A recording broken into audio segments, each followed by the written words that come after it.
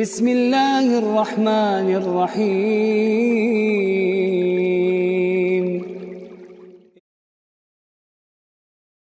Spesial pada para keluarga muslim, syukur dan sangat bahagia pada hari ini bisa berjumpa kembali dalam rubrik kita tentang pembinaan keluarga sakinah. Pada episode hari ini kita akan membahas satu masalah yang sangat penting berkaitan dengan kebahagiaan keluarga, yaitu tentang emosi. Emosi merupakan sumber malapetaka di dalam rumah tangga. Tentu ini pertanyaan, apakah betul emosi ini menjadi sumber malapetaka atau sebaliknya apabila dikelola justru ia menjadi sumber kebahagiaan dalam berumah tangga. Baik, terlebih dahulu kita coba lihat apa definisi emosi. Dalam Kamus Besar Bahasa Indonesia atau sering disingkat dengan KBBI, emosi didefinisikan sebagai luapan perasaan yang berkembang dan surut dalam waktu yang singkat. Jadi dari definisi ini kita melihat bahwa dia adalah bagian daripada perasaan. Dan inilah yang membedakan manusia dengan hewan. Hewan tidak memiliki emosi. Karena itu agak sulit kita membedakan apakah hewan itu gembira atau hewan itu bersedih. Coba misalnya perbedaan itu kita bisa lihat secara nyata apabila kita menonton satu tim favorit kita yang berlaga. Maka ketika tim kita menang, emosinya kelihatan, luapan perasaan itu kelihatan. Tapi berbeda dengan kucing yang ada di samping kita, maupun mungkin ada yang lewat, kambing, ya, pokoknya hewan itu tidak kelihatan luapan perasaan itu. Nah, inilah emosi. Dan dia pasang surut, kadang muncul, kadang juga tidak ada. Bisa dalam waktu yang panjang, bisa dalam waktu yang singkat. Yang kedua, juga didefinisikan sebagai satu keadaan dan reaksi psikologis. Nah, itu memang makanya persoalan emosi ini menjadi ranah para psikolog, orang-orang yang menekuni ilmu kejiwaan. Sebab emosi ini adalah salah satu di antara gejala kejiwaan. Nah, bisa dalam bentuk emosi ini, bisa dalam bentuk kegembiraan, bisa dalam bentuk kesedihan, keharuan, kecintaan, maupun keberanian yang bersifat subjektif. Karena itu emosi ini kita bisa melihat ini.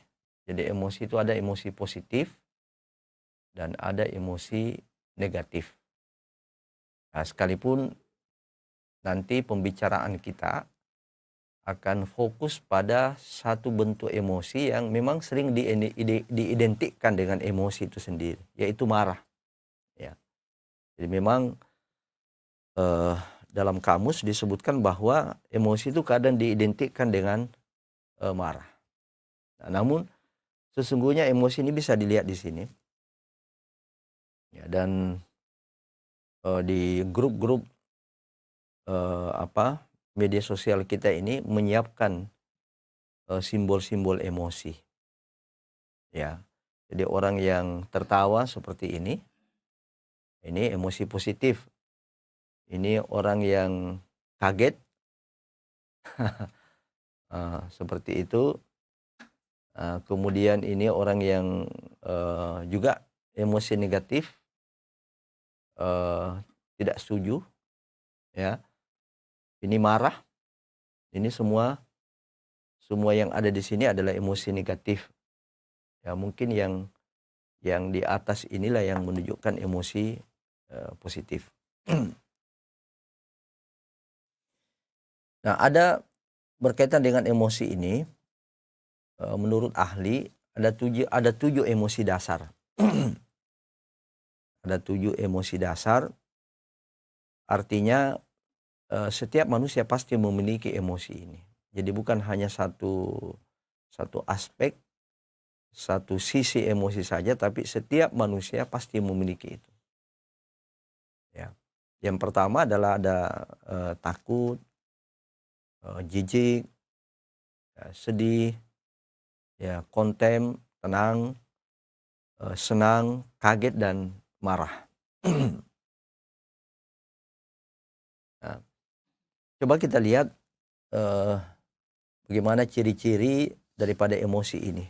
Dari penjelasan tadi ini kita bisa mengambil kesimpulan bahwa emosi itu fitrah manusia. Setiap manusia pasti memiliki emosi. Ya, dia sesuatu yang natural, sesuatu yang alami. Ya, jadi tidak ada manusia yang tidak memiliki emosi. Kalau dia tidak punya emosi, itu ciri-ciri binatang. Emosi saja sebenarnya, binatang saja masih memiliki emosi, hanya dia ungkapkan itu tidak sama, pengungkapannya tidak sama dengan manusia. Kemudian dia bersifat otomatis, emosi itu bersifat otomatis, refleks. Ketika ada stimulus, ketika ada kejadian, itulah yang kemudian menjadi stimulus, menjadi pemicu lahirnya emosi. Coba kita lihat kalau tim kita menang, tim favorit kita menang, kita langsung mengangkat tangan, menunjukkan emosi kegembiraan. Ya, begitu juga kalau tiba-tiba ada orang yang menyerobot kita sementara kita menunggu di tempat antrian, tiba-tiba ada yang menyerobot kita. Di situ juga refleks. Ya, karena itu pada kondisi seperti ini biasanya kita sulit mengendalikan. Jadi ada sesuatu yang otomatis, sesuatu yang refleks terjadi. Suami tiba-tiba menampar istrinya, suami tiba-tiba menyerang atau istri menyerang suaminya dengan kata-kata, walaupun itu hanya satu kata saja, itu bisa menjadi stimulus, bisa menjadi pemicu munculnya emosi. Ya, tergantung stimulusnya itu. Kalau dia stimulus positif, ya dia akan melahirkan emosi positif. Nah, tapi kalau stimulusnya negatif, ya tiba-tiba misalnya istri mengatakan kurang ajar kau Pak, nah, itu stimulus negatif. Kemudian emosi ini ada yang positif dan ada yang negatif. Jadi tidak benar kalau orang pemarah itu tidak ada kemungkinan dia senang. Ya, fa'alhamaha fujuraha wa taqwaha.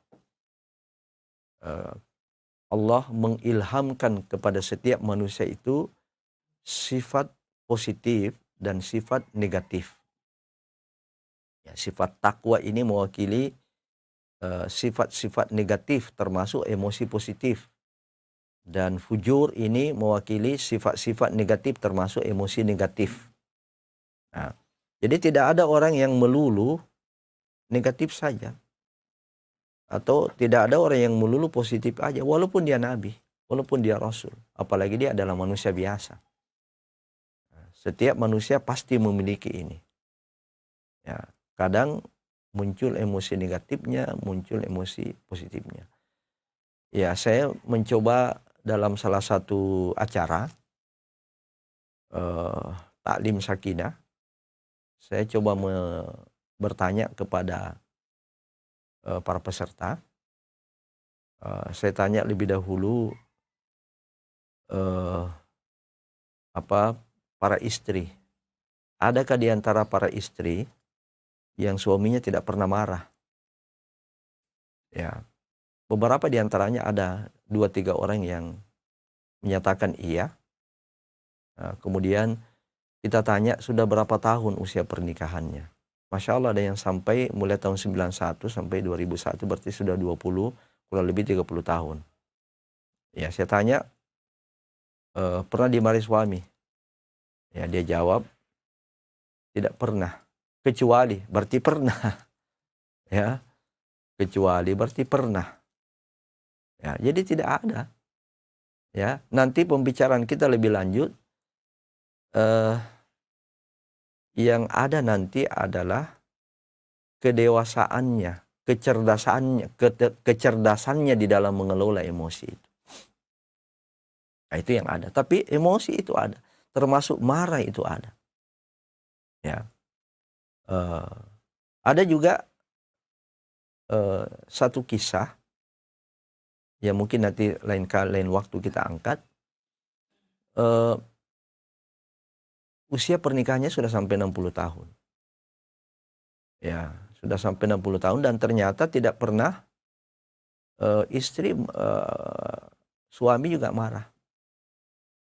Ya, singkat cerita bahwa ternyata istrinya ketika marah itu dia lampiaskan positif. Pelampiasan positifnya itu adalah membuat boneka rajut. Jadi setiap dia marah, dia akan marah sama suaminya, dia tahan lalu kemudian dia lampiaskan dengan membuat boneka rajut. Ya. Jadi ternyata juga bisa juga marah. Jadi tinggal bagaimana ketika emosi marah itu muncul, ya bagaimana behavior kita, bagaimana perilaku kita pada waktu itu. Itu nanti kita akan bicarakan lebih khusus di dalam manajemen emosi atau bagaimana kita meregulasi emosi. Dan ternyata bisa dikelola, emosi itu bisa dikelola sebenarnya. Ya, bukan dilarang. Jadi Islam dalam perspektif syariat Islam, Islam tidak melarang orang marah. Ya, tetapi Islam memberikan tuntunan bagaimana mengendalikan itu. Allah Subhanahu wa taala berfirman menjelaskan tentang sifat-sifat penghuni surga.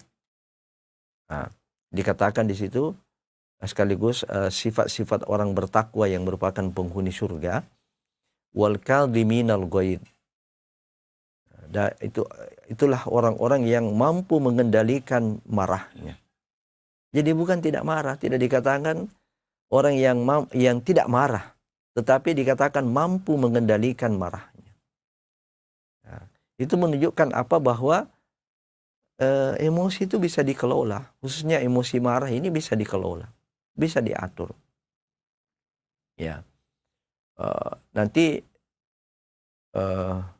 hasilnya pada diri seseorang itu ada orang yang tipe temperamen, ada tipe pemarah, dan ada orang yang ketika dia marah dia bisa kelola marahnya itu. Ini yang disebut dengan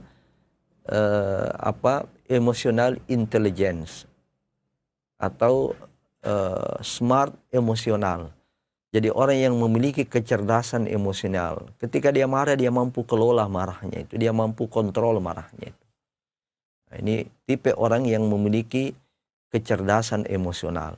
Ada juga orang yang bodoh, ya, memiliki kebodohan, kedunguan dalam hal emosi.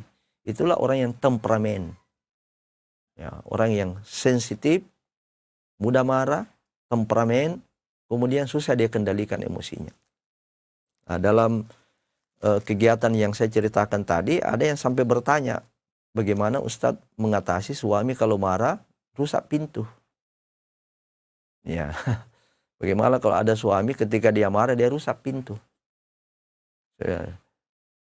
Saya jawab ya, memang tidak bisa dikendalikan pada saat itu. Ya, yang harus kita lakukan adalah menyelamatkan diri. Nanti selesai baru dikasih lihat. Jadi kalau sudah reda, sudah tidak emosi, dikasih lihat itu, dikasih lihat pintu ini Pak, hasil karya. Ya, ini hasil karya Bapak ini. Ya, kalau misalnya ada orang yang marah, istri yang marah suka lempar piring pecah, lempar gelas pecah, diambil pecahan-pecahannya itu, kemudian dimasukkan dalam keranjang. Nah, satu ketika dikasih lihat, inilah hasilnya. Inilah hadiah kenang-kenangan. Ya, setiap marah pecah. Ya, ada yang pecah. Nah, jadi seperti itu, bahwa ternyata emosi ini bisa dikelola. Nah, kita akan fokus ke sini, emosi dalam artian marah. Ya, inilah yang bisa menjadi sumber malapetaka di dalam keluarga. Ya, satu sisi yang sering diidentikan emosi sama dengan marah. Ya, padahal tadi sebenarnya emosi itu tidak semuanya dalam bentuk marah. Namun sudah menjadi satu hal yang umum, jika orang menyebut emosi, pasti ketika kita tanya orang, apa itu emosi? Pasti dia akan jawab marah. Nah, karena itu di sini ya kita akan fokus membicarakan ini, dan ini yang bisa menjadi sumber malapetaka dalam keluarga. Mari kita lihat apa definisi emosi itu. Apa definisi marah? Menurut American Psychological Association, rasa marah itu didefinisikan sebagai satu emosi. Jadi salah satu bentuk emosi yang muncul secara natural, dia alami, fitrah. Nah, sebagai respon terhadap hal-hal yang mengancam diri kita. Jadi marah itu adalah salah satu wujud emosi. Salah satu wujud emosi merespon. Satu wujud emosi yang sifatnya refleks merespon hal-hal yang negatif. Termasuk diantaranya adalah hal-hal yang mengancam diri kita. Ya. Tiba-tiba kita dengan enaknya tenang bawa kendaraan, ada yang menyalip. Nah, maka di situ refleks, dia natural, muncul emosi, kurang ajar. Ya, macam-macam, ya, kaget, ya. Maka mungkin ada orang yang lemah jantung bisa mati seketika. Ya, tiba-tiba disalip. Ya, ini definisi marah. Nah, marah ini adalah aktivitas otak. Ya, jadi marah ini adalah aktivitas otak, brain. Nah, ada satu teori yang dikemukakan oleh ahli, namanya the twin brain. Jadi 3 struktur yang menyusun otak manusia. Nah, nanti kita akan lihat di mana di situ otak marah itu.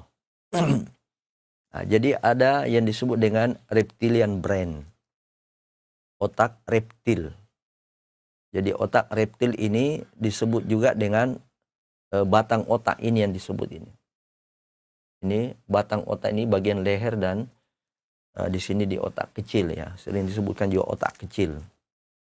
Ya, itu reptilian brain, ini otak pertahanan.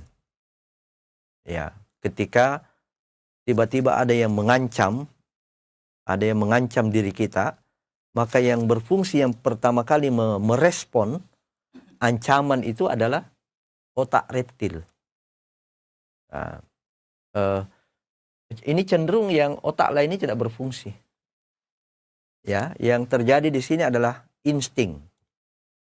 Ya, refleks, sesuatu yang insting. Nah, dan hanya dua pilihan. Fight, dia hadapi itu. Ya, dia hadapi, atau dia flight, dia lari, kabur. Ya, tiba-tiba sementara berjalan diburu anjing. Nah, itu dia sesuatu yang mengancam dirinya. Yang berfungsi ini adalah otak ini. Batang otak ini atau otak reptil ini. Nah, instingnya mengatakan lari. Nah, dia lari. Ya. Nah, kalau pada saat dia lari, lalu kemudian dia mampu mengendalikan itu, dia boleh jadi fungsi otak itu lari ke sini, ya, lari ke neokorteks. Oh, tidak pantas saya lari. Kalau saya lari pasti dikejar. Saya harus berhenti dan ambil batu. Nah, maka dia fungsikan neokorteksnya. Hanya ketika terjadi ancaman pada diri manusia, makanya disebut juga otak pertahanan. Ya, jadi ini yang berfungsi ketika ada sesuatu yang mengancam diri manusia ini dari luar, maka yang pertama kali berfungsi, yang pertama kali aktif merespon ancaman itu adalah otak reptil. Nah, otak pertahanan. Ya, yang tadi itu fight or flight. Ya, fight dia hadapi itu, atau dia kabur. Kemudian yang kedua adalah limbic system atau otak limbik. Yang dimaksud limbic system ini disebut juga dengan otak mamalia, otak hewan, ya. Nah, inilah yang disebut dengan otak emosi. Nah, jadi manusia itu juga memiliki otak mamalia, sekalipun dia kecil, makanya disebut ini otak kecil juga, otak tengah, ya, otak tengah. Kalau ini neokorteks ini namanya otak berpikir, otak analisis. Ya. Jadi Masya Allah, salah satu kelebihan yang Allah berikan kepada manusia ini, bahagian otak berpikirnya, bahagian otak analisisnya itu lebih besar daripada otak lainnya. Ya. Makanya kita heran kalau ada manusia yang temperamen, yang tidak mampu mengendalikan, dia lebih banyak memfungsikan otak ini, otak hewan, otak hewani. Nah, dan ini ada kaitannya tentu dengan perlakuan ibadah, ilmu. Jadi tergantung ibadahnya, tergantung ilmunya, tergantung dengan siapa dia bergaul. Ya. Kalau ilmunya itu baik, ibadahnya baik, maka yang akan selalu aktif adalah ini. Yang selalu aktif adalah neokorteks. Tetapi kalau kurang beribadah, kemudian kurang duduk di majelis ilmu, kurang menerima nasihat, kemudian bergaul dengan lingkungan yang buruk, maka yang sering aktif adalah ini. Otak limbik, otak hewani. Ya. Sehingga merespon sesuatu itu langsung emosinya yang inilah. Jadi di sini letaknya ini. Di limbic system ini disebut dengan otak emosi. Ya, jadi kejadian-kejadian yang dialami oleh manusia itu pertama kali direspon oleh ini. Ya, pertama kali direspon oleh otak kita. Ini fungsi, ya, ini learning fungsi daripada otak ini. Dan luar biasa, otak ini sama dengan CPU. Jadi ada yang mengatakan bahwa otak manusia itu ini ada fungsi retention, menyimpan. Itu ibarat hard disk yang jumlahnya 100.000 gigabyte. Nah, berapa itu? Berapa tera? 1 tera itu, ya. 100.000 gigabyte. Apakah sekarang ini? Ya, ada, ya. Ada Sudah ada hard disk 1 tera. Itu lebih dari itu. Jadi otak manusia itu bisa menyimpan memori, ya. Jadi ini penyimpanan, remembering, dia bisa mengingat kembali, remembering, kan learning ini pembelajaran. Ya, jadi dia bisa